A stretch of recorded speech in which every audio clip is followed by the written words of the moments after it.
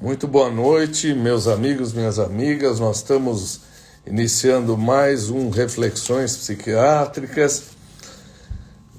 Estamos esperando as pessoas, os nossos amigos e amigas entrarem. Hoje é um tema extremamente importante, é um tema que ultrapassa qualquer especialidade. Nós vamos falar hoje de obesidade e diabetes. E vocês sabem quem está fazendo aniversário hoje? 81 anos. Pois é. Olha só quem faz aniversário hoje, 81 anos, hein?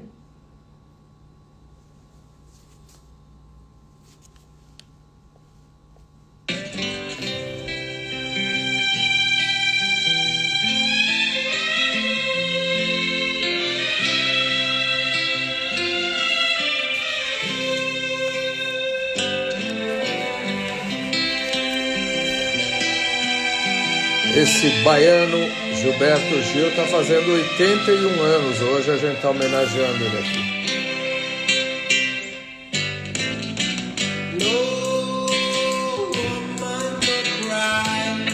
Tem que ser só um pouquinho, né? Senão eles cortam a gente. Oh,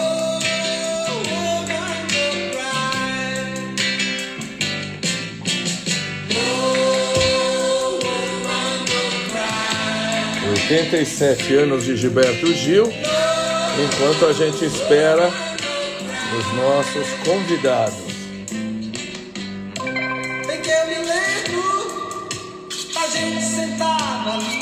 O Fabiano entrou, só para a gente homenagear o Gilberto Gil, que faz 81 anos hoje. Fabiano, aí.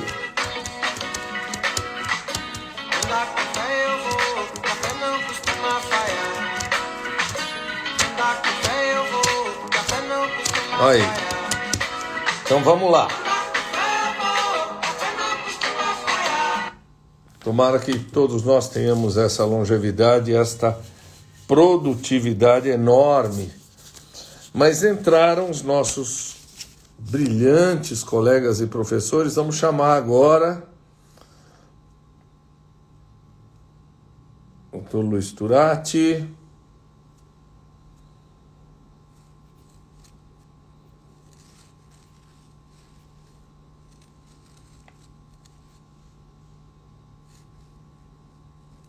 Vamos chamar o Dr. Luiz Turati.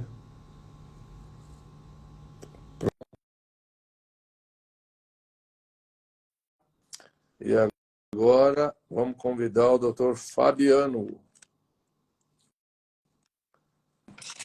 Opa, Luiz, só um segundo, eu estou chamando o Fabiano.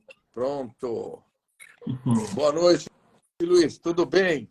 Boa noite, Tati. Boa noite a todos que nos acompanham. É um prazer, um privilégio. O Fabiano está entrando nesse momento. E eu só tenho a agradecer a você a possibilidade, né, e a oportunidade de estarmos aqui batendo esse papo. Bom, eu acho que o agradecimento é inverso, né? Eu acho que todos nós estamos honrados de receber você, né? E com muita alegria, primeira vez aqui no canal. Olha, eu acho que o teu som está um pouco abafado. Eu não sei se o Fabiano ouviu bem. Ouvi um pouco abafado também. O seu também, meu amigo. O seu também está abafado. É. Deixa eu ver se melhora aqui. Melhorou um pouco? Melhorou um pouco. As pessoas vão nos dando um feedback aí. Combinado. Bom, eu estou recebendo o professor Luiz Turati. O seu vasto currículo está aqui, mas eu só vou poder ler um pouquinho.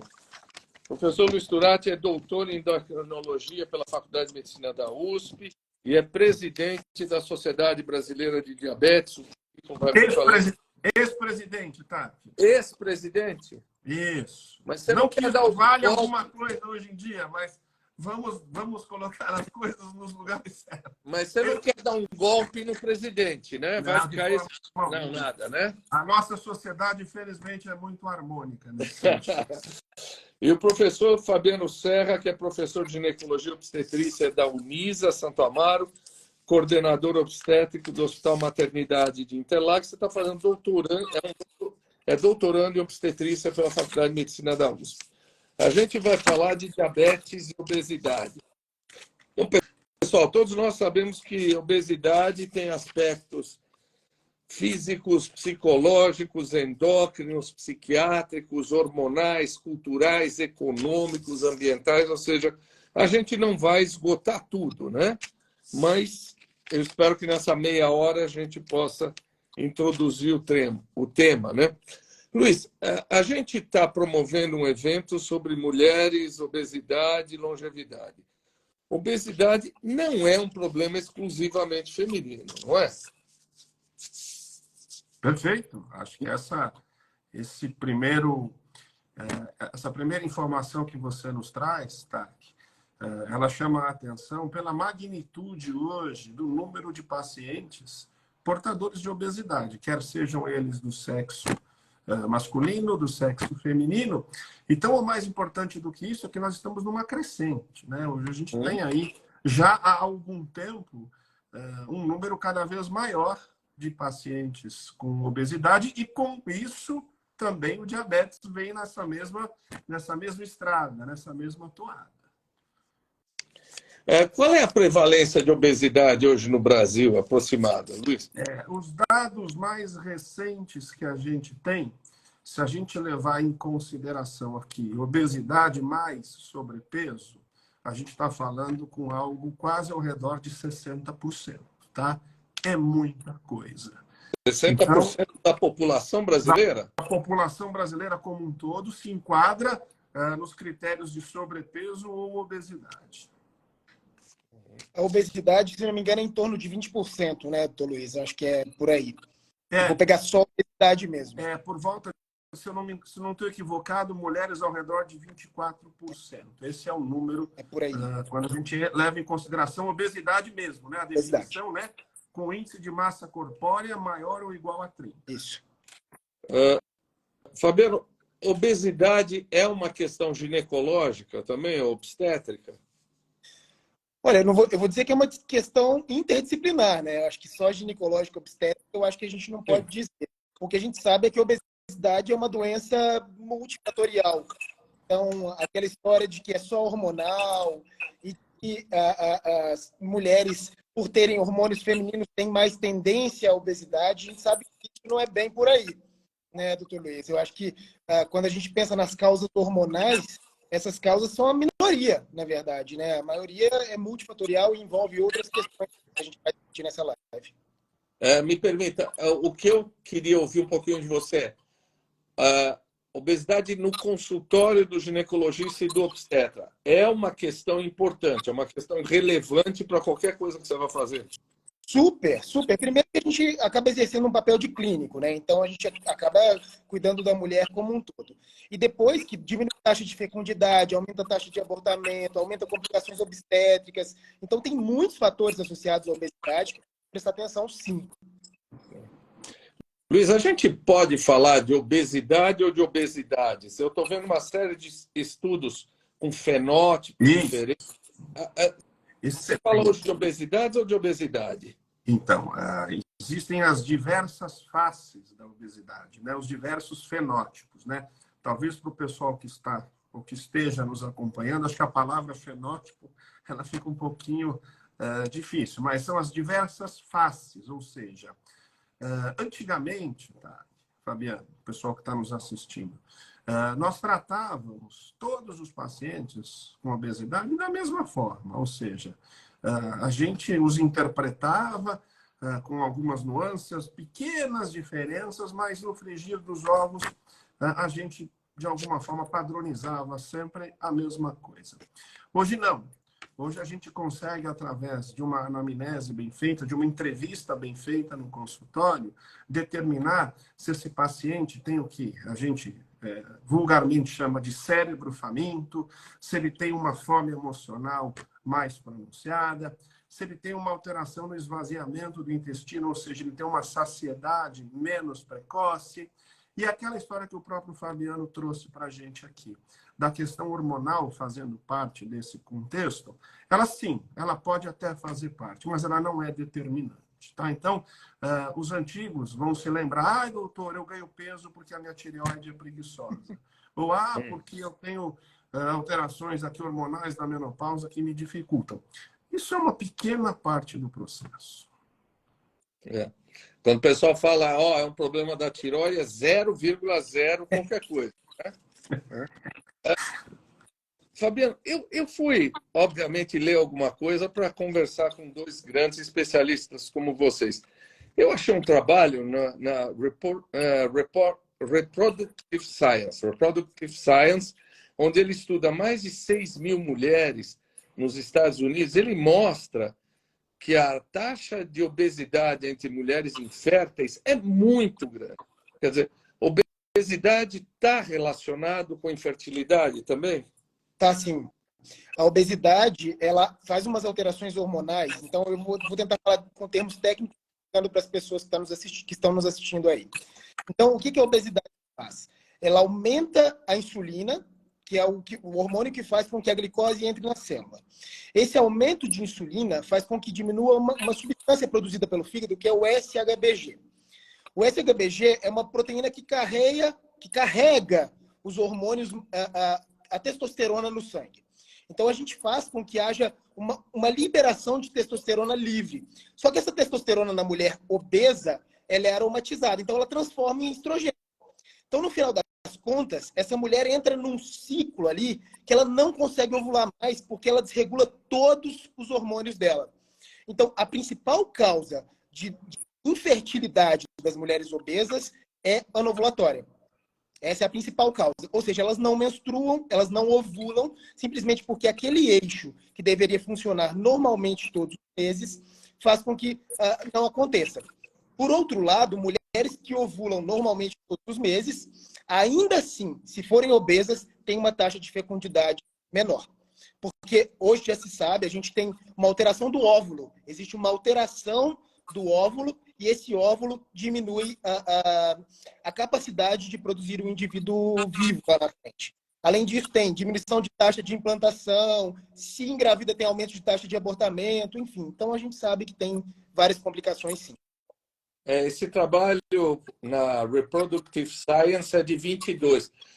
Para quem trabalha também com outro oposto, anorexia nervosa, anorexia e obesidade, a anorexia também diminui muito a fertilidade, né? Em clínicas de infertilidade, tanto pacientes com obesidade quanto anorexia são muito frequentes. Luiz, me diz uma coisa, você é um grande especialista em diabetes. Diabetes e obesidade são dois irmãos, assim, chipófagos, grudadinhos, assim, como é que é? Eu acho que essa metáfora que você fez ela cabe, não há dúvida. Veja, se a gente for levar em consideração o universo de pacientes portadores de diabetes, 90% deles vai ter sobrepeso ou obesidade. Lembrar que existe, sim, diabetes em pacientes que não têm excesso de peso, mas isso é uma grande minoria. E a explicação para isso, Tati, em verdade, ela vem da fisiopatologia das duas doenças, né? Porque a gente sabe que o sobrepeso e a obesidade dificulta, como o próprio Fabiano comentou, a ação de um hormônio chamado insulina e, consequentemente, a esse aumento da insulina, por conta dessa insulina não conseguir agir ou funcionar como ela deveria, a glicose, com o passar do tempo, começa a se elevar no sangue e é isso que marca a definição, né, leigamente, que é o diabetes, que é o excesso de açúcar no sangue. Eu vou aproveitar a bola que você jogou para o alto aí e jogar de novo para você, porque acho que tem que falar de semaglutida, liraglutida. O pessoal está usando as chamadas canetas para emagrecer, que são medicações para diabetes. Quer entrar um pouco por aí? Quero e obrigado por você ter aberto esse canal. Eu queria chamar a atenção de um assunto que é extremamente importante. Uma coisa é obesidade e sobrepeso. Outra coisa é desejo social de emagrecer. Perfeito. Tá? E aqui a gente tem uma diferença abissal entre as coisas. E aqui é onde a gente tem a indicação feita por um bom médico no sentido de utilizarmos ferramentas que são extremamente potentes, extremamente bem-vindas num cenário onde o paciente tem indicação, ok? Só que, infelizmente, estas medicações, e aqui vai uma queixa da minha parte, de que esses remédios eles são vendidos sem receita médica. Então, eu fui ao salão de beleza, a mulher comenta que a amiga do lado estava fazendo a unha e diz que tem uma injeção que toma uma vez por semana, ela já perdeu 8 quilos. O que ela faz? Imediatamente, saindo da onde ela está, ela vai à farmácia e traz a medicação. Então, assim, infelizmente, hoje, eu diria para vocês, e para quem está nos assistindo, que a grande maioria das pessoas que fazem uso desse tipo de medicação, elas fazem uso por conta do desejo social de emagrecer. E eu não estou desmerecendo o desejo social de emagrecer. O que eu estou reforçando aqui para quem está nos assistindo é que as medicações, efetivamente, elas têm as suas indicações e devem ser prescritas por um profissional qualificado. Médico, né? Obviamente. Mas, Luiz, aí acho que é importante as pessoas ouvirem qual é o risco de ficar usando a liraglutida, semaglutida, etc., sem orientação médica. Qual é o risco? Veja, felizmente, os efeitos adversos dessas medicações são pequenos, tá? Mas é até por isso que a maneira correta de se utilizar é fazendo a titulação aos poucos. A gente sempre começa com a dose mais baixa e, a depender da aceitação e da tolerância do paciente, a gente vai aumentando, a gente vai escalonando a dose. O que acontece na grande maioria das pessoas que não usam as medicações com orientação médica é que elas querem um resultado imediato. Então, elas não fazem esse escalonamento, elas já começam com a dose mais alta. E aí, boa parte desses pacientes vai nausear, que é um efeito adverso conhecido dessas medicações, e é por isso que a gente faz o escalonamento, para minimizar a náusea, mas muitas vezes as pessoas já querem começar com doses mais altas, podem ter alteração de hábito intestinal, podem ter dor abdominal. A gente já viu pacientes no pronto-socorro com dor abdominal, com quadros de vômitos bastante importantes, porque começaram a utilizar em dose alta sem orientação médica. Então, não é isento de efeito colateral. Eu já vi no próprio HC uma pessoa com ilho paralítico. Pois é. Né? É isso aí. São casos extremos, né? Mas sim, exatamente. Fabiano, como eu te disse, eu tive que estudar, né? Em 2019, saiu na Human Reproduction um estudo que os caras estavam pesquisando câncer em mulheres com infertilidade. Né? Parece... Com obesidade? Com infertilidade ou com obesidade? Infertilidade. Parece que deu pouca coisa maior, mas puxando para isso, infertilidade também pode se correlacionar com outras questões. E obesidade na mulher, você tem comorbidades importantes, particularidades da mulher? Olha, a infertilidade em si, a gente vai pensar em outras doenças, como, por exemplo, endometriose, a gente pode pensar em outras doenças relacionadas, sim, né? Pacientes que tiveram doença inflamatória pélvica, mas a obesidade em si, essa sim tem uma importância absurda na questão do prognóstico de cânceres mesmo. Todo mundo fica aí super com medo da terapia hormonal nas mulheres pós-menopáusicas, né? Fala de introdução de terapia, de risco de câncer de mama. Mas tem uma estatística que eu adoro para conversar com as minhas pacientes, que é a seguinte. O risco de câncer de mama numa população geral é de 23 mulheres em 1.000, dos 50 aos 59 anos, em 5 anos. Se essa mulher faz terapia hormonal, a gente aumenta o risco de mais 4 mulheres terem câncer. Se essas mulheres são obesas, a gente tem 24 mulheres a mais tendo câncer nesse período. Ou seja, a gente dobra o risco de câncer de mama nessa população. Eu estou falando aqui de câncer de mama, mas na prática são todos os tipos de cânceres praticamente, né? Então, dos ginecológicos, mama, ovário, endométrio, e aí a gente vai falar também do câncer coloretal, rim, renal, né? Então a gente tem todos os cânceres aí associados à obesidade. Então a perda de peso não é algo realmente que a gente tem que só falar por estética nem nada. A gente tem que falar por saúde mesmo, porque realmente é um problema de saúde pública. Bom, eu posso perguntar e posso falar besteira porque eu não sou especialista, né? Então vocês me corrijam. Eu acho que tinha um trabalho, tinha um trabalho da American Heart, dizendo que reposição hormonal estaria relacionado com mais problemas cardiovasculares, ou não? É bobagem isso? Na verdade, se você introduz a reposição hormonal na janela de oportunidade, na verdade, ele previne doenças cardiovasculares. Claro que respeitando as indicações e respeitando aquelas mulheres que não têm contraindicações. A principal é isso, né? Agora, se você ultrapassa a janela de oportunidade, que hoje são 10 anos após a menopausa ali, aí sim você tem um risco de um aumento do risco cardiovascular. Bom, parabenizaram a Orent, olha a Orent aqui. Eu vou convidar todo mundo a participar do evento Saúde da Mulher e Longevidade, dia 5 de agosto, né? A partir das 8 horas, que a Orent está promovendo para profissionais de saúde.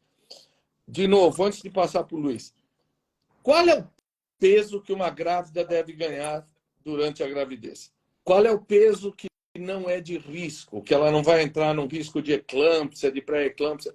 Mulheres podem desenvolver uma obesidade de risco durante a gravidez? Podem sim, e é bem interessante essa pergunta, porque o Brasil acabou de atualizar as curvas de ganho de peso na gestação. Antes, as curvas que a gente utilizava eram curvas norte-americanas, tem uma curva chilena também, que eram as curvas de ganho de peso. Hoje a gente tem uma curva... Então, claro, parou de ouvir? Tá, pode ir. A gente tem hoje uma curva brasileira. E o principal fator que vai definir quanto de peso que essa mulher pode ganhar é o índice de massa corpórea dela pré-gestacional.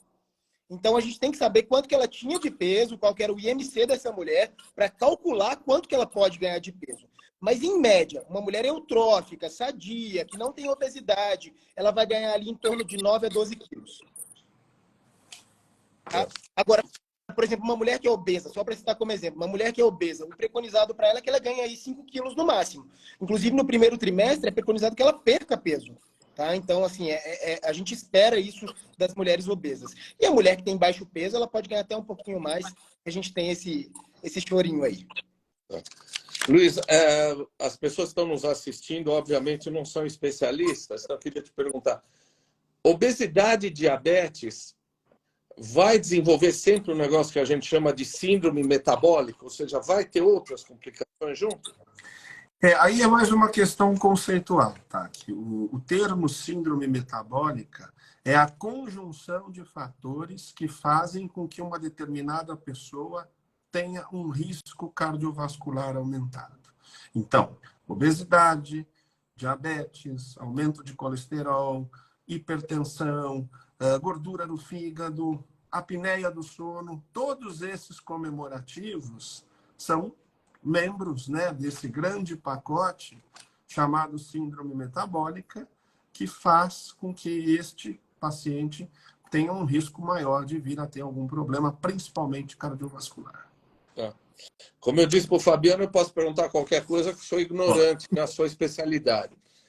Eu li há um tempo atrás que tinha um negócio chamado paradoxo da obesidade, que era assim, grandes obesos ou obesos tinham uma evolução da função cardiovascular melhor do que os magros, o que deixou todo mundo meio pirado. Isso existe ainda? Isso foi falado há algum tempo atrás. De alguma forma, isso foi desconstruído. E eu vou te trazer um dado, vou trazer um dado para todo mundo que eu acho que é bem interessante. Os indivíduos obesos, da mesma forma que eles têm acúmulo de gordura na região abdominal, no fígado, no subcutâneo, interessantemente, eles também têm o que a gente chama de gordura ectópica, ou seja, acúmulo de gordura em órgãos que, em teoria, não deveria ter acúmulo de gordura. Vou dar 2 exemplos. O coração. Então, existe um aumento da quantidade de gordura numa região chamada epicárdio do coração, que é justamente onde o pericárdio se junta ali. É numa região mais superficial do coração. E essa gordura ali, metabolicamente, é uma gordura complicada. Tem depósito de gordura também no rim, que também traz repercussões. Tem depósito de gordura no pâncreas, que também traz repercussões. Então, hoje em dia, tem se estudado muito esta deposição de gordura em locais que habitualmente, que usualmente você não tem. E isso tem uma repercussão metabólica enorme. Bom, um monte de gente, além de parabenizá-los, está fazendo um monte de perguntas e eu não vou conseguir fazê-las todas. Então, eu sugiro, eu tenho certeza que vocês topam, que as pessoas mandem para o seu Instagram, para algumas coisas desse tipo. Eu queria perguntar para um e para outro, vocês, eu ia falar, tocam a bola como quiserem, mas meu time não ganha 10 jogos, então não quero falar essa metáfora de tocam a bola, né? Covid. O Covid impactou a questão da obesidade, da diabetes? O Covid impactou as questões da fertilidade e de gravidez, Fabiano? Como é que você... Bate bola os dois aí, como quiserem. Bom, vamos lá. Em relação à Covid, claro, sabe que a obesidade aumentava o risco, e diabetes também aumentava o risco de complicações e de óbito, de desfechos adversos. Em relação à fertilidade, tá, que a gente ainda tem uma grande dúvida a respeito disso, porque a gente sabe que as mulheres grávidas tiveram também desfechos mais desfavoráveis em relação à Covid. Inclusive, é interessante que a minha tese de doutorado é baseada em Covid de gestação. E a gente viu que as mulheres no puerpério, talvez por negligência própria, talvez porque tem o recém-nascido para cuidar, a gente viu que elas complicavam muito também com a Covid no puerpério, e algumas iam a óbito. A gente teve uma taxa de morte no puerpério maior. Então, sim, é um período que a gente tem que levar em consideração, mas depois da vacinação, vou ser muito honesto, tá? Que depois da vacinação as coisas ficaram super bem. Então, para quem não vacinou ainda, tá em tempo. Por favor, aí, vamos vacinar.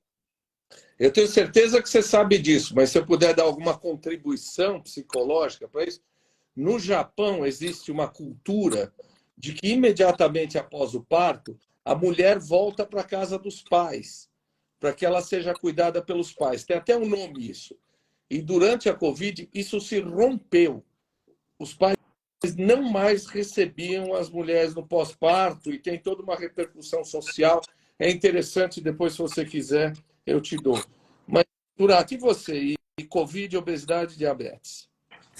Que nós vivemos um caos há uma época atrás, né? Não só pela doença em si, mas pela gravidade da doença, especificamente nos obesos e nos pacientes portadores de diabetes. Então, assim, a gente poderia ficar a noite toda aqui comentando as associações ou o que o vírus especificamente causa na resposta imunológica, e entre outros fatores que explicam, de certa forma, uma gravidade maior nestas populações. Felizmente, as coisas acabaram melhorando. O que a gente tem visto hoje em dia é a síndrome pós-Covid, que eu acho que não é o escopo dessa nossa conversa aqui.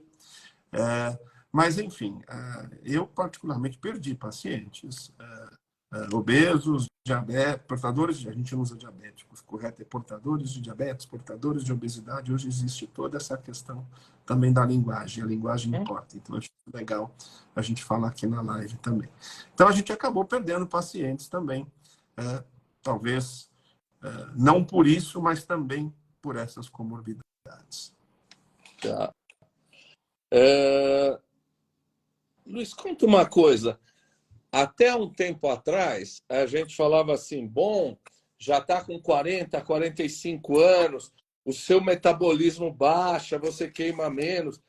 E tem um trabalho recente, acho que saiu na Science, mostrando o seguinte, que não tem essa história de eu estou com 60, o meu metabolismo caiu, eu tenho que arrumar uma outra desculpa para estar ganhando peso. É isso mesmo? Não tem esse negócio, né? Esse trabalho, ele realmente mudou esse paradigma que até então muitos de nós médicos utilizávamos, muito mais os pacientes, né? Mas a gente muitas vezes também colocava isso na balança como um fator que talvez possa ou que pudesse ser um dificultante dentro desse cenário. Lembrar que metabolismo acelerado, metabolismo lento, taxa metabólica basal, isso tem uma importância relativa, né? Aqui a gente resgata a definição da obesidade, que eu acho que fica mais fácil para as pessoas entenderem. Então, obesidade é doença crônica, recidivante, onde tudo que o organismo faz a partir do momento em que você começa a perder peso num cenário de tratamento da doença, o organismo tenta fazer com que tudo volte ao maior peso que você já teve na vida. Existe a alteração do gasto energético, existe a alteração de fome, de saciedade, existe uma inflamação numa região do sistema nervoso central chamada hipotálamo. Então, da mesma forma que o paciente portador de hipertensão, de colesterol elevado e de outras doenças crônicas fazem uso de medicamentos, não diria para sempre, mas sem previsão de parar, hoje nós encaramos a obesidade da mesma forma. Pacientes portadores de obesidade são pacientes candidatos a fazerem uso de medicamento de forma contínua. Bom, é importante lembrar, as pessoas falam, bom, vou começar a tomar remédio, não vou parar mais. Bom, há 50 anos essas pessoas morriam. Quer dizer, hoje a gente não tem a cura para algumas doenças, mas a gente tem um controle muito maior, não é isso? E as drogas hoje, efetivamente, muito mais seguras do que as drogas que, que você conviveu muito uns 20, 30 anos atrás, quando tínhamos algumas medicações para tratar a obesidade que causavam uma série de problemas, inclusive transtornos psiquiátricos graves, que você, melhor do que nós aqui, vivenciou isso, com os derivados anfetamínicos. Hoje, infelizmente, nós não temos mais isso disponível, mas aquela época, essas medicações, elas traziam alguns complicadores que as de hoje não trazem. As de hoje têm um perfil de segurança muito melhor, inclusive com benefícios cardiovasculares muito bem documentados. Essas drogas mais novas, elas protegem o coração, elas protegem os rins, elas protegem uma série de órgãos-alvos, além da questão da perda de peso. Então, a gente está num cenário, a gente está num universo muito diferente do que a gente tinha há algum tempo atrás. Fabiano, eu vou fazer uma pergunta que a nossa colega, a doutora Cidinha, mandou. Eu ia fazer outras, mas primeiro responde a dela. Ela pergunta assim, a tibolona tem um risco de mama igual, tão grande quanto a reposição de estrógeno? Na verdade, a tibolona ela é uma prodroga. Quando ela é metabolizada, ela se transforma nos 3 principais hormônios aí que a gente utiliza na reposição hormonal, na terapia hormonal. Então, na prática, ela tem um efeito hormonal idêntico. Tá? Então, a gente vai considerar aí um risco similar. Eu queria trazer um dado só em questão do metabolismo aí, que o Dr. Luiz falou, que eu acho que é interessante trazer. Porque todo mundo fala pós-menopausa, meu metabolismo caiu. Mas olha que interessante, quando a gente faz terapia hormonal para essas mulheres, a gente tem uma tendência a achar de que ela vai diminuir o ganho de peso. E não. Essas mulheres elas continuam ganhando peso ao longo da vida, mesmo que elas façam terapia hormonal. A única diferença é que o acúmulo de gordura, o local do acúmulo de gordura muda. Então, se a gente utilizar hormônio, ela mantém o acúmulo de gordura nos quadris, aquela coisa da mulher mais jovem. E se ela não faz uma terapia hormonal, ela tende a acumular gordura na região abdominal. Então, o ganho de peso ele continua, mas o que muda é só o padrão de acúmulo de gordura. Eu vou perguntar para vocês algo que não estava no script, mas acho importante a gente esclarecer para as pessoas, porque quem não sabe que é um procedimento que salva vidas, muitas vezes sai falando mal por aí. Eu ia perguntar para o Fabiano como é lidar durante a gravidez com uma obesa, Já começa obesa antes da gravidez. E depois ia perguntar para você sobre cirurgia bariátrica. Alguém que faz cirurgia bariátrica e quer engravidar. Acho que o Luiz pode falar para a gente também qual é o papel de cirurgia bariátrica hoje, antes que cirurgia bariátrica seja tudo jogado no fogo do inferno, Eu acho que a gente pode esclarecer para as pessoas. O Fabiano pode começar e depois o Luiz segue? A primeira conversa que eu tenho com uma paciente portadora de obesidade que inicia um pré-natal é simplesmente conversar que o ganho de peso dela vai ter que ser mínimo, realmente. A gente vai considerar um ganho de peso de no máximo 5 quilos. E hoje, Tati, a gente tem alguns medicamentos que ajudam a prevenir algumas doenças. Então, por exemplo, uma mulher que começa um pré-natal obesa tem indicação de fazer, por exemplo, prevenção para pré-eclâmpsia. Então, hoje a gente administra AS e cálcio para fazer prevenção de pré-eclâmpsia nessa paciente. Além disso, essa mulher obesa, não bariátrica aqui no caso, ela tem que fazer a pesquisa do diabetes, que é comum para todo mundo, que é universal. Mas ela tem uma tendência maior, se ela não tem diabetes prévio, a desenvolver o que a gente chama de diabetes gestacional, né? Então, essas mulheres têm um grande risco de desenvolver diabetes gestacional. E um ponto que é interessante na gestação é que se a mulher é obesa, o risco dela passar a obesidade para o filho dela é muito grande, né? Esse filho que vai nascer dessa mãe portadora de obesidade, esse filho ele já tem um risco aumentado de ser obeso lá no futuro, de ter síndrome metabólica, de ser hipertenso, de ser diabético. Então, se as mulheres tivessem condições de programar a gravidez de uma forma em que elas possam emagrecer antes, que elas entrem no período gravídico puerperal mais magras, seria o ideal. O fato é, a gente lida hoje com uma população de mulheres cada vez mais engravidando tardiamente. E quando a gente está diante de uma mulher, às vezes, obesa com 38 anos, eu vou falar para ela, olha, a senhora tem que emagrecer? Não vou falar para ela isso, porque talvez ela nunca engravide se eu der essa orientação para ela.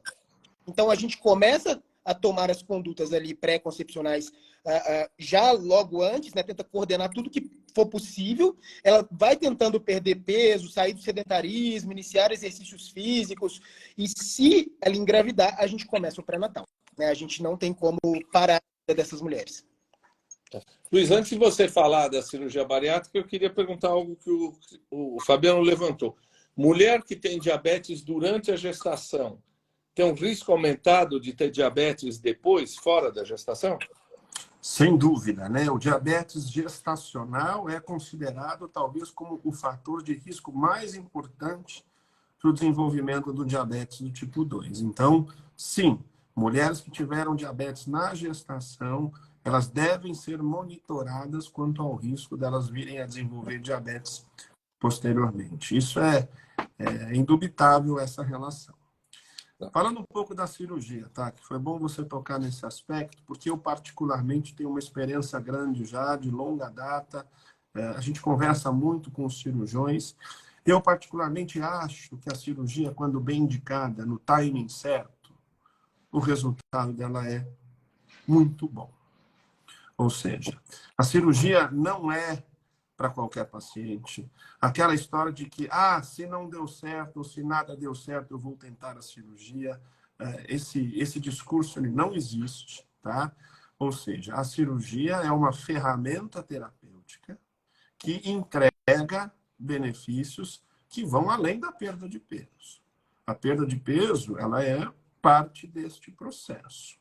A gente tem taxas de resolução, ou de remissão é a palavra mais correta, de diabetes bastante elevada, a gente tem melhora de pressão arterial, a gente tem melhora de função cardiovascular, ou seja, a cirurgia, quando bem indicada para o paciente correto, ela traz inúmeros benefícios. Eu não estou dizendo que a cirurgia aqui é o tratamento definitivo, é a bala de prata, até porque vale a pena sempre lembrar que boa parte dos pacientes, se não se cuidarem adequadamente, vão ter um reganho de peso, ainda que parcial, e boa parte das comorbidades ou das doenças que eles tinham antes de operar, muitas vezes acaba voltando. Tá? Então, assim, cirurgia é muito bom, desde que indicada no momento certo para o paciente certo. Hoje em dia tem se falado muito nas novas drogas para o tratamento da obesidade, inclusive algumas que estão para chegar, talvez no segundo semestre, talvez no ano que vem. Hoje, no Congresso Americano de Diabetes, foi mostrado um estudo de uma nova droga, que deve demorar ainda algum tempo, com perdas de peso muito próximas das perdas de peso decorrentes da cirurgia. Então, eu não estou aqui advogando que o remédio vá substituir a cirurgia, pelo contrário, mas aqui a gente tem alternativas muito interessantes para um futuro não muito distante, o que não vai invalidar a cirurgia em si. A cirurgia vai continuar tendo o seu papel e, quando bem indicada, como eu comentei, é uma ferramenta muito interessante. Deixa eu dar uma de papagaio de pirata aqui, porque o importante são os dois professores. Uma outra coisa que qualquer dia a gente discute é o seguinte: é uma bobagem essa história de que vai substituir uma compulsão por outra. Tem um monte de coisa que a gente tem que discutir e não é verdade isso. Qualquer dia a gente fala disso. Obesidade na infância. Quem é obeso na infância tem risco de obesidade na vida adulta? Uma menina com obesidade na infância aumenta o risco de infertilidade, de problemas ginecológicos posteriores? A obesidade na infância, principalmente quando ela é logo nos primeiros meses após o nascimento, a gente sabe que existe um risco aumentado. Principalmente, sabe aquelas crianças hiperobesas ou aquelas crianças que passaram por algum grau de desnutrição? Essas crianças têm maior predisposição a serem obesas no futuro. Uhum. É como se elas tivessem uma desregulação ali e falassem, poxa, a partir de agora eu tenho que acumular tudo. E o que acontece em relação à obesidade? A obesidade, ela faz com que essas meninas tenham puberdade precoce. Então, se a gente for pensar aí na fisiopatologia da obesidade em si, ela começa uma produção de estrogênio, e o nosso público aqui é leigo, então eu não vou entrar em muito detalhe, mas é como se ela iniciasse a puberdade de forma mais precoce. Ao longo da vida, mulheres que têm uma exposição ao estrogênio elevada têm aumento no risco dos cânceres que a gente falou, né? Então, câncer de mama, câncer de endométrio. Então, é por isso que, por exemplo, mulheres que têm síndrome dos ovários poliquísticos, que aí foge um pouquinho da obesidade em si, mas que tem muita associação, né? Elas têm uma predisposição maior a alguns determinados tipos de câncer. Então, é um negócio que... E tem aquilo do que veio primeiro, né? O ovo ou a galinha, né? Então a gente começa a entrar numa disputa aí do que veio primeiro, as alterações hormonais, a obesidade, enfim. Luiz, eu te perguntei da criança, mas acho que você podia dizer também no outro polo. Obesidade e diabetes estão relacionados com quadros demenciais e com declínio cognitivo? Podia falar disso? Claro, não há dúvida. Inclusive, há algum tempo atrás, alguns autores chegaram a chamar a atenção para um novo tipo de diabetes, chamado diabetes tipo 3, que, na verdade, teria uma relação íntima com a doença de Alzheimer. E por quê? Porque, sabidamente, alguns quadros de demência, entre eles o Alzheimer, você tem aí resistência insulínica, você tem algumas alterações imunomediadas, que, de alguma forma, parecem ser muito parecidas com algumas das que a gente vê nesses quadros de obesidade ou mesmo de diabetes. Então, essa questão da associação com perda cognitiva e com demência, ela está muito bem estabelecida. Eu queria chamar a atenção de um outro assunto que talvez valha a pena a gente colocar aqui na população mais idosa, que é a questão da obesidade sarcopênica. Tá? Ou seja, esses pacientes numa faixa etária mais tardia, eles começam a perder massa muscular, e se a gente for levar em consideração o índice de massa corpórea, ele não é uma ferramenta interessante para a gente chegar a essa conclusão, e sabidamente perder massa magra também está relacionado com aumento de risco de doenças crônicas, como, por exemplo, o diabetes. O diabetes não vem só do excesso de gordura, ele vem muitas vezes também por conta da perda de massa magra, porque o tecido muscular é um tecido extremamente importante na sinalização e na ação da insulina. Olha, teve uma audiência grande, acho que bateu aí quase 90 pessoas num determinado momento, isso é grande para uma live, um monte de gente assim, incensando a ambos. Professor, adoro você, amo você. Teve aqui as maiores declarações de amor e de paixão a ambos. Então, a gente vai participar do evento da Orient no dia 5 de agosto, às 8 horas, começa às 8 horas, né? Saúde da mulher e longevidade. Vocês querem falar um pouquinho disso antes da gente se despedir? Era meia hora. Nós já estouramos de tão interessante que está o assunto. Posso falar? Não, começa. Eu queria só trazer para o pessoal que está assistindo que esse evento ele é um evento inovador, né, Taki, né, Luiz? Eu acho que ele é um evento que foge um pouco dos congressos tradicionais, das jornadas tradicionais, porque o principal ponto dele é que ele é interdisciplinar. Então, a gente vai ter médicos de diferentes especialidades podendo discutir sobre a saúde da mulher como um todo, passando pela infância, puberdade, período fértil, MENAC, né, que a gente chama, climatério, pacientes com câncer, distúrbios psiquiátricos, enfim. Então, vai ser uma jornada que, para mim, ela vai ser muito especial. Vai contar com a presença de 2 ministros, né, a ministra da Saúde, a Anísia, e vai contar também com o ministro de Direitos Humanos, Silvio Almeida. Então, vai ser um evento super diferente, super inovador e que a gente está muito feliz de participar. Eu, pelo menos, estou muito feliz, principalmente por estar com nomes como vocês. É isso aí, 5 de agosto está chegando, falta pouco tempo, né? E eu acho que o propósito aqui nosso foi fazer esse aquecimento, esse warm-up, para justamente chamar a atenção das pessoas, né? E principalmente dos colegas, para que estejam lá conosco, para que a gente consiga realmente debater de uma forma bem informal. Eu acho que um dos propósitos e um dos diferenciais desse modelo de evento é a gente fazer a coisa mais soft, né? Não tem toda aquela, claro, credibilidade, informação científica, discussão, tudo dentro da maior evidência científica possível, mas num formato que eu acredito que agrada a todos. Então, acho que não teria momento mais oportuno da gente fazer essa live aqui, né, dia 26, 25 hoje ou 26? Estou meio perdido. Né? Aniversário do Gilberto Gil. Hoje é aniversário do Gilberto Gil, Hoje é dia 26. 26. Então, no dia 5 de agosto, estaremos todos aí, juntos. Eu queria agradecer muito a vocês. Vocês tiveram uma participação super brilhante, como era de se esperar. São colegas muito queridos, ajudaram muito o meu canal aqui, que está ainda engatinhando.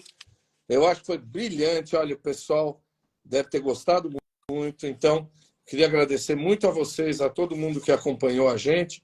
E a gente espera todos os profissionais de saúde no dia 5 de agosto. Não é isso? Isso aí. Abraço, 5 de agosto. pessoal. Muito obrigado. Tchau. Tchau, boa noite.